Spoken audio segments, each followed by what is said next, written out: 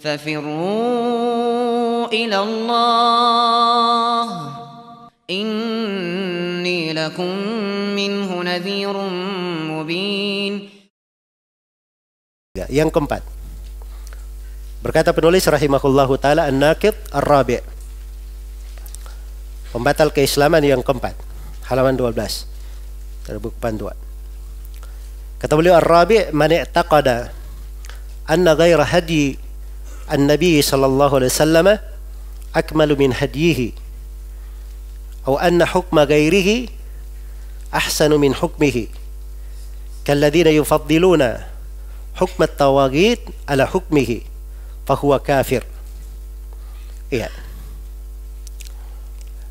Yang keempat, siapa saja yang meyakini bahwa petunjuk selain petunjuk Nabi sallallahu alaihi wasallam adalah lebih sempurna dari petunjuk beliau, ini satu,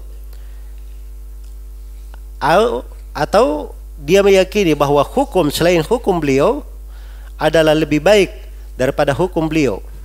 Ini dua ya. Iya. Kemudian yang kedua ini diberi contoh. Seperti orang yang lebih mengutamakan hukum para tagut di atas hukum beliau. Jadi kalau dua ini dia yakini, fahuwa kafir, maka hukumnya dia telah apa? Dia telah kafir. Hukumnya dia telah kafir. Baik. Jadi di sini ada dua, di pembatal keislaman yang keempat ini ada dua hal. Ada dua hal ya. Ada dua masalah. Ada dua pembahasan pokok. Yang pertama, orang yang meyakini ada petunjuk lebih baik daripada petunjuk Rasulullah sallallahu alaihi wasallam. Iya. Ada yang meyakini bahwa ada petunjuk lebih baik daripada petunjuk Rasulullah sallallahu alaihi wasallam, maka itu hukumnya dia telah apa? Dia telah kafir. Baik. Apa sebab kekafirannya? Hah? Apa sebab kekafirannya?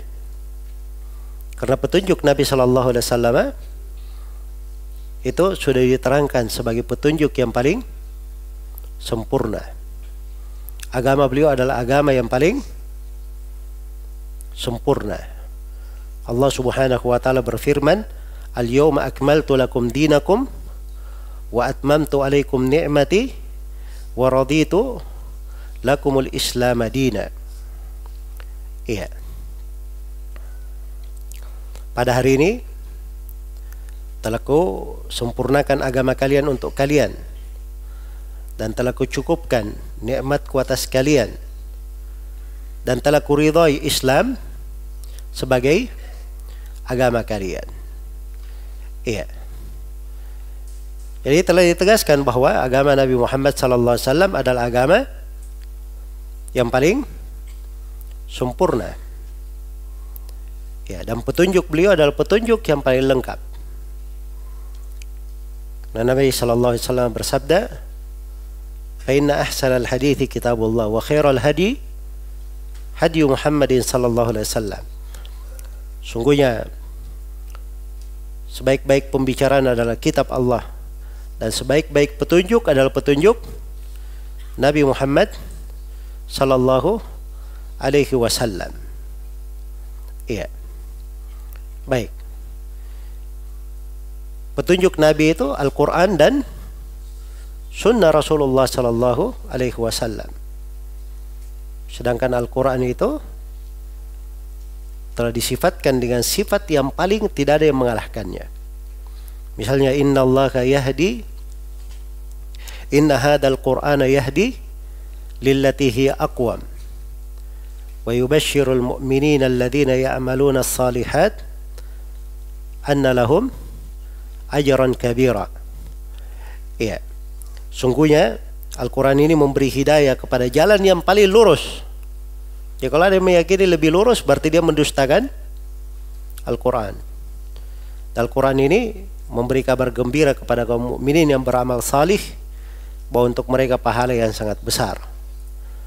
Baik. Iya. Dan banyak lagi ya dari dalil-dalil yang menunjukkan tentang hal ini. Iya. Jadi kalau ada yang meyakini ada petunjuk lebih baik dari petunjuk Nabi Shallallahu Alaihi Wasallam, maka hukumnya dia kafir, keluar dari Islam. Iya. Ini terkait dengan perkara-perkara yang merupakan agama beliau. Hal-hal yang telah disepakati. Hal yang sudah jelas tuntunannya dari Al-Quran dan Sunnah Rasulullah Sallallahu Alaihi Wasallam. Iya. Tapi ada hal-hal yang dikabarkan oleh Nabi itu hanya bentuk pengabaran, bentuk anjuran. Jelas ya?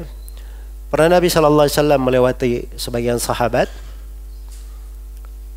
Para sahabat ini sedang mentalkih, mengawinkan pohon kurma supaya pohon kurma ini bisa berbuah. Ya, ketika berbunga dia menjadi buah. Nah, itu ada caranya ya, pohon kurma itu ditalkih namanya. Ya. Maka Nabi melewati para sahabat itu, Nabi berkata, andai kata kalian berbuat begini dan begini, diberi saran oleh Nabi. Ternyata ketika saran Nabi diikuti, malah tidak berhasil. Ya. Maka para sahabat ini datang kepada Nabi, ya Rasulullah, kami ikuti saran engkau tidak berhasil. Kata Nabi Sallallahu Alaihi Wasallam, antum a'lamu bi umuri dunyakum. Kalian lebih mengetahui perkara dunia kalian. Itu memang Nabi sendiri yang memberikan ketentuan. Jadi jangan di situ mengatakan, oh kalau begitu ini meyakini petunjuk selain Nabi lebih bagus dari petunjuk Nabi, berarti dia apa? Kafir. Enggak, itu lain. Bukan begitu cara penggunaannya. Jelas ya? Baik. Jadi ini masalah yang pertama. Masalah yang kedua, au anna hukma ghairihi ahsanu min hukmihi. Ya. Jadi ini masalah yang pertama ya, naqidul Islam fi i'tiqadi anna ghaira hadyi Nabi sallallahu alaihi wasallam akmalu min hadyihi. Ya. Pembatal keislaman pada keyakinan bahwa selain petunjuk Nabi sallallahu alaihi wasallam lebih sempurna dari petunjuk beliau. Ya. Yang kedua, naqidul Islam fi i'tiqadi anna hukma ghairi Nabi sallallahu alaihi wasallam ahsanu min hukmihi. Pembatal keislaman pada keyakinan bahwa hukum selain Nabi Sallallahu Alaihi Wasallam lebih baik daripada hukum Nabi Sallallahu Alaihi Wasallam. Iya.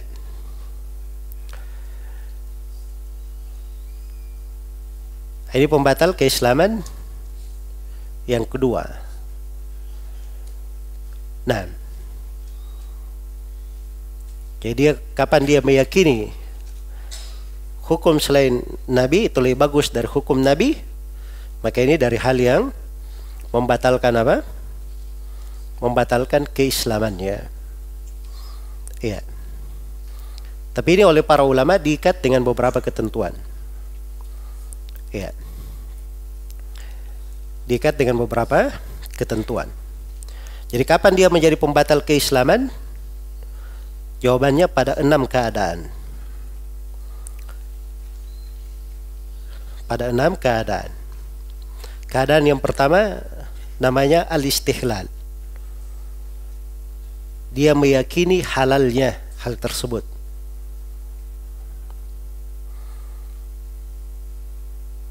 Jadi bentuknya itu dia berhukum dengan selain hukum Allah, dengan selain hukum Nabi Sallallahu Alaihi Wasallam. Dia meyakini bahwa hukum selain hukum Allah dan Rasulnya itu adalah perkara yang boleh, tidak haram. Dia meyakini itu. Dia meyakini halalnya, bolehnya. Nah, ini istihlal namanya. Istihlal itu dengan hati ya, dengan hati. Nah, ini hukumnya kafir menurut kesepakatan ulama. Iya. Kata Syekhul Islam Ibn Taimiyah rahimahullah, man fa'ala al-maharim mustahillan laha fahuwa kafirun bil ittifaq. Siapa yang melakukan hal-hal yang diharamkan karena menghalalkannya, menganggapnya boleh, meyakini bolehnya, maka dia kafir menurut kesepakatan ulama. Ini bukan masalah berhukum saja. Jadi kalau ada yang melakukan zina, dia yakini bahwa zina itu halal, maka dia kafir. Karena istihlal itu bentuk yang mengkafirkan. Baik, ini yang pertama, kondisi yang pertama. Iya. Kondisi yang kedua yang menyebabkan dikafirkan adalah al-juhud. Al-juhud, dia menentang.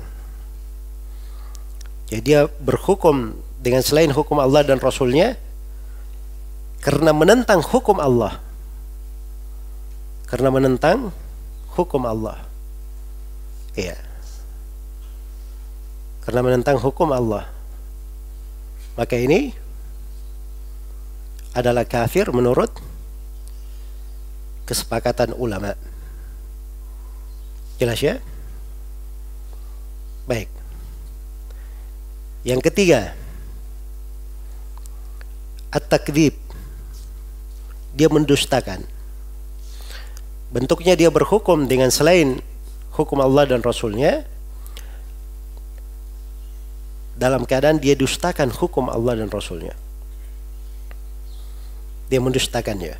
Maka ini juga hukumnya kafir menurut kesepakatan ulama. Iya. Baik.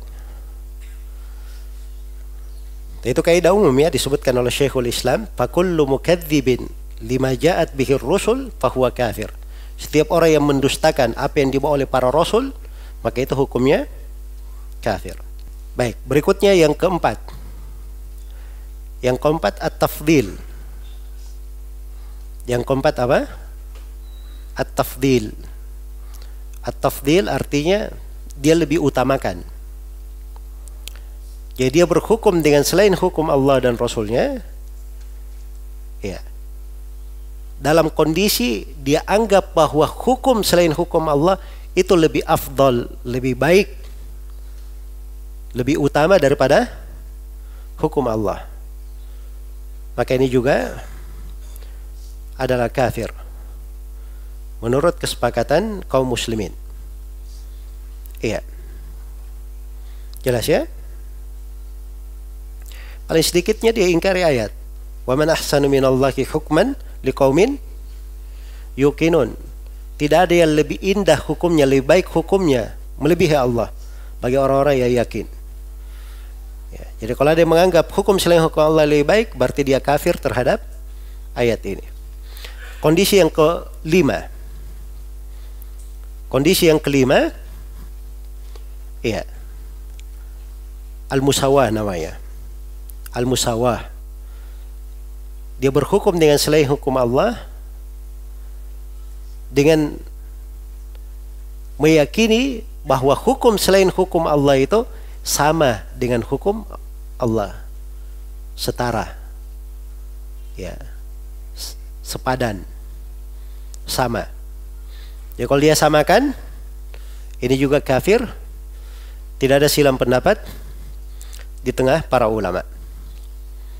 Kondisi yang keenam. Kondisi yang keenam membatalkan keislaman disebut dengan nama at-tabdil. Kalau dia mengganti. Ini ada hukum Allah sedang berjalan. Hukum syariat sedang ditegakkan. Lalu dia datang, hukum syariat ini diganti dengan hukum selain hukum Allah. Maka ini langsung menjadi kafir. Iya. Jelas ya? Ini kondisi yang keenam ini perlu digarisbawahi ya, karena banyak yang keliru memahami di sini. Ini saya gambarkan dalam bentuk. Ini hukum syariat sedang berjalan, diterapkan. Jelas ya? Terus dia datang, dia ganti hukum syariat tersebut. Dia datang dan mengganti hukum syariat tersebut. Dan dia anggap bahwa ini hukum sama saja dengan hukum Allah. Dia ganti. Maka ini hukumnya apa? Hukumnya kafir. Sebab orang yang melakukan hal ini itu tidak tergambar bahwa dia itu tidak menghalalkan, tidak lebih meninggikan hukum selain Allah di atas hukum Allah Subhanahu wa taala. Baik, jadi ini 6 keadaan yang dikatakan pembatal keislaman. Yang pertama tadi apa? Istihlal. Apa itu istihlal? Menganggapnya, meyakininya halal atau meyakininya boleh. Yang kedua, juhud. Dia mengingkari hukum Allah. Yang ketiga, at-takdzib. Dia dustakan hukum Allah dan Rasulnya. Yang keempat, at-tafdil. Dia lebih utamakan hukum selain hukum Allah di atas hukum Allah dan Rasulnya. Yang kelima, al-musawah. Dia samakan, dia setarakan. Ya. Dan yang keenam, at-tafdil. Yang keenam, at-tabdil. At-tabdil yang keenam. Dia ganti hukum Allah dengan hukum selain Allah. Baik. Jadi ini 6 hal yang dikatakan membatalkan keislaman. Iya. Saya lanjutkan dulu ucapan penulis di sini ya. Sebelum saya masuk kepada poin yang ketiga. Kata beliau, kalladzina yufaddiluna hukmat tawagid ala hukmihi. Seperti orang yang lebih mendahulukan hukum togut-togut di atas hukum Nabi sallallahu alaihi wasallam. Ini kondisi yang keberapa ini? Yang disebut penulis di sini? Hah? Kondisi yang keempat, apa itu? At-tafdil namanya. Ini at-tafdil ya. Jadi ada hukum togut, ada hukum Nabi, dia dahulukan hukum togut di atas hukum, dia utamakan hukum togut di atas hukum Nabi sallallahu alaihi wasallam. Ya, jadi yang membuat hukum selain daripada hukum Allah itu disebut apa? Disebut togut. Sudah berlalu ya di pembahasan risalah tentang apa? Tentang togut. Iya. Ini juga kalimat togut ini dibuat seram oleh sebagian manusia. Sampai sebagian orang bertauhid itu jadi sungkan mengucapkan kalimat togut. Jelas ya? Dan yang mengerikan lagi, di sebagian orang-orang pemerintah itu, kalau ada yang disebut togut, nah ini seakan-akan dari jemaah takfir ini. Ya padahal itu istilah dalam Al-Quran. Togut itu sudah kita terangkan ya, togut itu penamaan untuk segala hal yang melampaui batas. Ya, togut itu ma tajawaza bihil abdu haddahu min ma'budin au matbu'in au muta.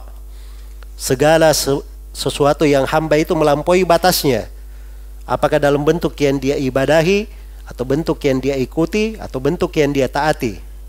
Dan sudah kita terangkan, togut itu ada yang merupakan pembatal keislaman, bisa mengeluarkan dari keislaman, ada yang merupakan dosa besar, ada yang merupakan bid'ah. Itu masuk dalam pembahasan apa? Pembahasan togut. Jelas ya? Baik, jadi ini hal yang penting ya untuk kembali diingat. Sebab ini termasuk kekeliruan di dalam memahami kata togut.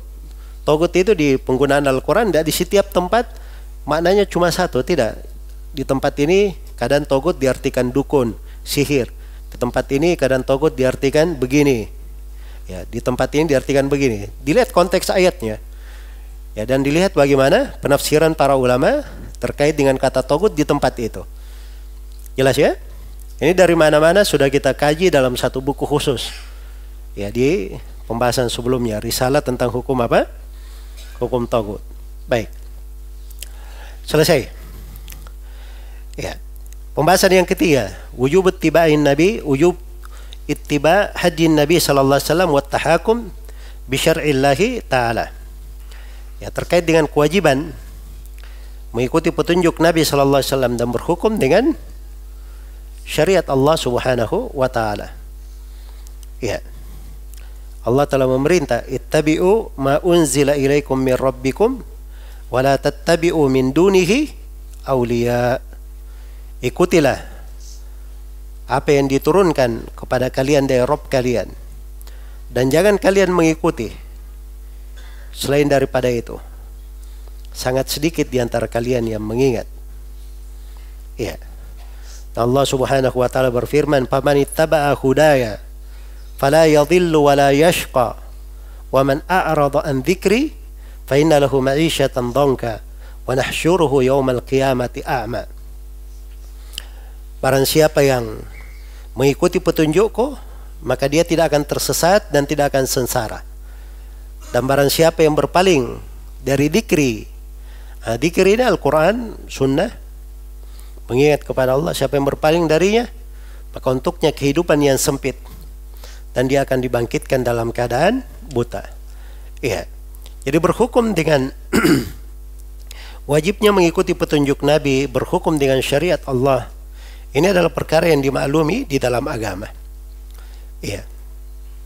Dan ini dari sifat-sifat seorang mukmin yang bertauhid kepada Allah Subhanahu wa taala. Baik, banyak ya dalil di dalam hal ini. Yang terakhir, poin yang keempat, mas'alatul hukmi bighairi anzalallah. Masalah berhukum dengan selain hukum yang Allah turunkan. Iya. Tadi saya sudah sebutkan 6 kondisi berhukum dengan selain hukum Allah, dia dianggap apa? Membatalkan keislaman. Muncul pertanyaan, apakah semua berhukum dengan selain hukum Allah dikatakan membatalkan keislaman? Jawabannya tidak. Jelas ya? Makanya tadi saya terangkan 6 kondisi, sebab ada kondisi-kondisi lain selain daripada 6. Di kondisi lain itu tidak dikafirkan. Tidak dikafirkan. Contoh misalnya, orang yang berhukum dengan selain hukum Allah. Dia berhukum dengan selain hukum Allah. Jadi ada di negeri itu yang diterapkan bukan hukum Allah. Ya. Ketika ada masalah, yang ada di depannya cuman hukum selain hukum Allah. Dia pakai hukum itu. Maka ini dikafirkan atau tidak? Jawabannya tidak. Kalau dia tidak menghalalkan, dia tidak juhud, mengingkari, dia tidak mendustakan, dia tidak meyakini lebih afdal, dia tidak menyamakan, dia tidak mengganti hukum Allah dengan hukum selain hukum Allah, maka dia juga kafir. Jelas ya? Ini satu kondisi, tidak dikafirkan. Iya. Kondisi lain, dia membuat ketentuan hukum-hukum. Dia pasang hukum, ya, yang bukan merupakan hukum Allah. Dia tahu itu bukan hukum Allah, tapi dia yakin hukum Allah yang paling baik. Dia beriman bahwa hukum Allah yang paling tinggi. Dia tidak menghalalkan perbuatan itu. Dia tidak menghalalkan. Maka ini disebut orang yang berdosa, dosa besar. Tidak keluar dari apa? Tidak keluar dari keislaman. Jelas ya? Baik. Ini bentuk yang kedua. Ya, ini tidak dikafirkan juga. Bentuk yang kedua tadi itu dia bawa hukumnya dari dirinya sendiri. Ya, kalau bahasanya itu disebut dengan nama taknin. Dia bawa dari dirinya sendiri. Iya. Baik, bentuk yang ketiga dia bikin hukum peraturan umum. Ya, peraturan umum. Dan itu berasal dari selain hukum Allah. Ya, maka sepanjang tidak di 6 kondisi, maka dia tidak dikafirkan. Tidak dikafirkan. Jelas ya? Dan ada kondisi kadang seseorang itu dikatakan dia terpaksa untuk hal tersebut. Iya, terpaksa. Seperti misalnya ada sebagian kepala daerah yang pernah bercerita ke saya bahwa dia sudah bikin perda peraturan-peraturan sesuai dengan syariat, ya, dari dirinya, maksudnya sebagai kepala daerah. Begitu diajukan ke pihak yang terkait, ya, ternyata pihak yang terkait ini tidak menyetujui. Akhirnya tidak berjalan hal tersebut. Ya, yang kayak gini kadang dia ingin baik tetapi dihadapkan pada hal yang apa? Pada hal yang keliru, dia tidak bisa menolaknya. Jelas ya? Dia tidak bisa menolaknya. Baik. Karena itu kondisi di dalam berhukum dengan seluruh hukum Allah itu ada rincian-rincian. Itu tadi rinciannya sebagaimana yang telah saya terangkan. Ya wallahu taala alam. Baik, telah kita bahas tadi tentang pembatal keislaman yang keempat. Ya. Di dalamnya ada dua perkara telah kita sebutkan. Yang pertama, man i'taqada anna ghaira hadyin Nabi sallallahu alaihi wasallam akmalu min hadyihi. Siapa yang meyakini bahwa selain petunjuk Nabi sallallahu alaihi wasallam lebih sempurna dari petunjuk Rasulullah sallallahu alaihi wasallam. Dan telah kita terangkan ya tentang kewajiban mengikuti petunjuk Nabi sallallahu alaihi wasallam, berhukum dengan syariat Allah Subhanahu wa taala. Ya, termasuk ayat yang perlu direnungi di pembahasan ini adalah firman Allah Subhanahu wa taala, ya ayyuhalladzina amanu la tuqaddimu baina yadillahi wa rasulih. Wahai orang-orang yang beriman, jangan kalian mendahului Allah dan Rasulnya. Itu dibaca tuqaddimu di kebanyakan riwayat Al-Quran, dan ada sebagian qiraah yang membaca la taqaddamu, maksudnya la tataqaddamu, jangan kalian maju di depannya. Nah, ini kata para ulama mencakup banyak hal. Yang pertama, tidak boleh seseorang itu mengambil keputusan sebelum memeriksa hal tersebut dari Al-Quran dan Sunnah Rasulullah Sallallahu Alaihi Wasallam. Itu diantara makna tidak boleh dia mendahului Allah dan Rasulnya. Jadi sebelum dia buat keputusan apapun, hukum apapun, harus dia pastikan bahwa itu berasal dari Allah dan Rasulnya. Ya. Dan diantara penafsirannya juga, tidak boleh dia mengedepankan suatu apapun di atas tuntunan dari Al-Quran dan Sunnah Rasulullah Sallallahu Alaihi Wasallam. Iya. Baik. Maka ini semuanya menunjukkan bahwa petunjuk Nabi Sallallahu Alaihi Wasallam itu adalah yang paling sempurna. Baik, tadi sudah saya terangkan bahwa berhukum dengan selain hukum Allah yang merupakan pembatal keislaman pada berapa keadaan? Pada 6 keadaan. Apa itu tadi? Pertama, istihlal. Yang kedua, juhud. Yang ketiga, at-takdzib. Yang keempat, at-tafdil. Yang kelima, al-musawah. Dan yang keenam, at-tabdil. Baik. Saya mau bertanya pertanyaan-pertanyaan. Atau antum paham atau tidak hal itu, saya harus tanya pertanyaan supaya saya bisa cek antum paham atau tidak. Di arah belakang dulu, siapa yang mau jawab? Di arah belakang ini, siapa tahu banyak yang khusyuk di belakang. Ada yang mau angkat tangannya di belakang? Hah? Jangan tunggu pertanyaan. Angkat tangan dulu. Ayo. Baik, kalau ada yang berkata, ya, bahwa sekarang ini waktu sudah berubah, zaman sudah semakin canggih, berhukum di Al-Quran dan Sunnah itu di masa yang telah terdahulu, masa lampau. Ya, di masa sekarang ini tidak perlu lagi didatangkan hukum baru. Ini hukumnya apa? Nah, yang angkat tangan dulu.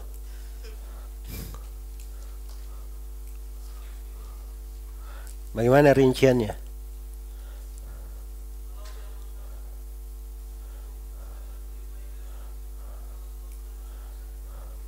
Terus?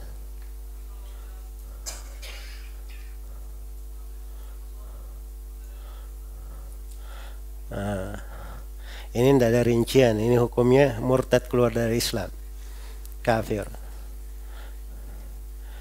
Ya, ucapannya sekarang tidak cocok lagi di masa ini. Hah? Itu sudah pasti dia meremehkan apa? Dari hukum Allah, menganggap yang lainnya lebih apa? Lebih afdal, bisa untuk diganti. Ya. Itu berkumpul di dalamnya beberapa poin tadi. Baik. Ya. Kalau ada yang berkata bahwa pertanyaan yang kedua, siapa yang mau angkat tangannya? Sebelah kiri sana. Hah?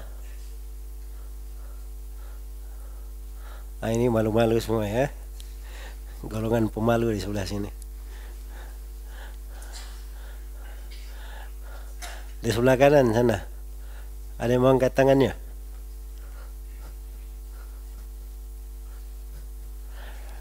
Baik.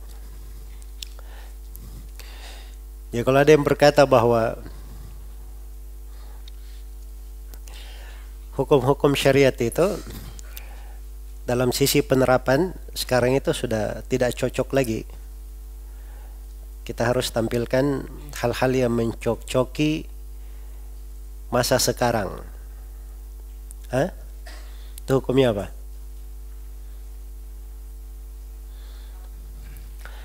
Ya, sama ya dengan sebelumnya. Ini jelas ya, murtad, keluar dari Islam. Kenapa? Karena syariat Islam itu dia itu berlaku untuk setiap masa, setiap waktu. Itu mana petunjuk Nabi, dia yang paling tinggi. Hukum Nabi yang paling apa? Paling baik. Itu berlaku pada setiap masa, setiap waktu. Baik. Yang ketiga, di tengah ini. Yang ketiga. Pertanyaan yang ketiga. Ada yang mau angkat tangannya? Hah? Baik, kalau ada yang berkata, saya bebas, saya mau berhukum dengan hukum apa saja. Angkat dulu tangannya, berjawab.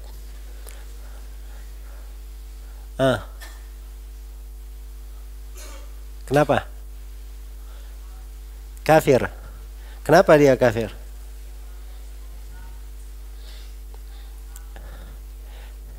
Ya, paling sedikit dia menyamakan, karena dia bebas milih. Paling sedikit dia apa? Menyamakan. Kita lihat tadi 6 poin itu tidak keluar dari situ. Cuman bahasanya itu berbeda-beda orang masa sekarang. Jelas ya? Baik. Kalau yang seperti baru-baru ini ada yang berkata, ya, apa namanya? Dari misi kami tidak akan menerapkan syariat, tidak menerangkan apa? Al-Quran. Kami akan tegakkan keadilan saja, tidak usah peduli aturan agama. Ini apa ini hukumnya? Hah? Ini jelas kafir ya, menurut ijma semua yang hadir di sini. Ya, tidak ada yang meragukan orang yang mengucapkannya ini naudzubillah ya, syaitan apa yang berada di kepalanya. Jadi dia mau tegakkan keadilan. Memang di Al-Quran tidak ada keadilan. Naudzubillah. Kalau ada yang dia meyakini bahwa berhukum dengan hukum Allah itu yang paling bagus, tetapi dia melakukan hal yang dia berhukum dengan selain hukum Allah karena syahwat dan karena dorongan jiwa. Ini hukumnya apa? Hah? dosa besar ya. Baik. Kalau dia misalnya berkata bahwa hukum potong tangan, hukum cambuk, kemudian hukum rajam, ini hukum-hukum terlalu keras. Hukum-hukum terlalu apa? Terlalu keras. Bagus diganti saja dengan hukum penjara, hukum kurungan. Ini hukumnya apa? Ini jelas ya. Murtad, kafir, keluar dari Islam. Baik. Ya labas. Jadi itu beberapa hal yang terkait dengan pembahasan berhukum dengan selain hukum Allah. Ya. Dan terakhir sebelum kita pindah ke pembatal keislaman yang kelima, perlu saya ingatkan bahwa di dalam Al-Quran itu ada 3 ayat. Ya. Di surah Al-Maidah tentang orang yang tidak berhukum dengan hukum Allah.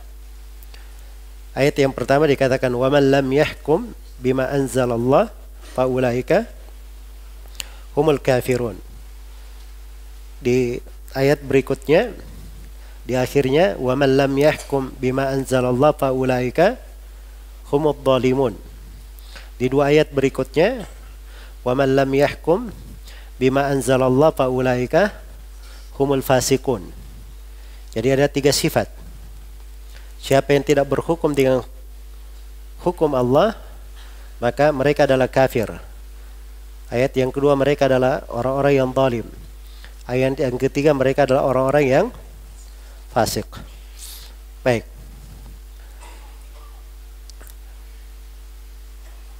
Ayat ini di maknanya itu bisa ke makna kalau pada 6 ketentuan, 6 kondisi yang kita sebutkan tadi, maka itu disebut kafir, keluar dari Islam, atau zalim yang mengeluarkan dari keislaman, atau kefasikan yang mengeluarkan dari keislaman. Iya. Tapi kalau pada selain 6 keadaan yang kita sebutkan tadi dengan contoh-contohnya, itu disebut kafir kufrun duna kufrin. Ya, kekafiran di bawah kekafiran, atau kezaliman dzulmun duna dzulmin, kezaliman di bawah kezaliman, fiskun duna fiskin, kefasikan di bawah kefasikan. Artinya itu adalah kekafiran, kezaliman, kefasikan yang tidak mengeluarkan dari keislaman. Ya, maka itu makna ayat ya. Makna ayat. Dan perlu saya ingatkan juga di sini, banyak orang yang keliru terkait dengan ayat-ayat ini. Kadang ada orang yang membawakan ayat ini, dia bawakan untuk pemerintah. Wa man lam yahkum bima anzalallahu fa ulaika humul kafirun. Nah, itu pemerintah katanya. Padahal ayat itu pakai kata man, waman, dan siapa saja. Artinya siapa saja, termasuk dia sendiri yang berkata itu. Ya, jelas ya? Termasuk dia. Sebab di sini berlaku untuk siapa saja. Baik. Jadi di dalam pembatal keislaman yang keempat ini, kita harus memahami bahwa berhukum dengan hukum Allah Subhanahu wa taala itu darurat di dalam kehidupan. Dan itulah yang memperbaiki kehidupan itu. Di qisas saja, ini pembahasan qisas ya. Salah satu hukum dari hukum-hukum Allah. Allah berfirman, "Walakum fil qisasi hayatun ya ulil albab." Dan untuk kalian pada qisas, pelaksanaan hukum qisas, ada kehidupan. Ada kehidupan. Jadi qisas ini adalah kehidupan. Jadi ada orang yang membunuh, dibunuh karena membunuh, ya di qisas, itu kehidupan sebenarnya. Itu kehidupan dari banyak sudut. Dari banyak sudut. Sudut yang pertama, penjagaan terhadap seluruh jiwa. Ya, jadi kalau ada jiwa yang dilayangkan nyawanya, misalnya, lalu tidak dikisas, maka ini artinya ada kezaliman di dalam hal tersebut. Ya. Kalau dibalas dengan selain itu, misalnya bukan dengan hukum Allah, misalnya dengan dipenjara seumur hidup, maka itu tidak mencukupi. Tidak mencukupi. Nah, ini pintu kalau dibuka akan banyak orang nanti yang membunuh, bergampangan membunuh. Ya, naudzubillah. Jelas ya? Sampai kita membaca, mendengarkan kasus-kasus pembunuhan, naudzubillah, luar biasa mengerikan. Sampai membunuh satu keluarga, tidak tanggung-tanggung. Ya. Sebab tidak ada hukuman yang membuat dia jerah. Paling saya dipenjara. Di penjara saya dikasih makan. Ya. Ini pikirannya mujrim ini. Jelas ya? Tapi kalau ada yang membunuh, dia juga dibunuh, maka ini akan menjadi sebab terjaganya seluruh jiwa.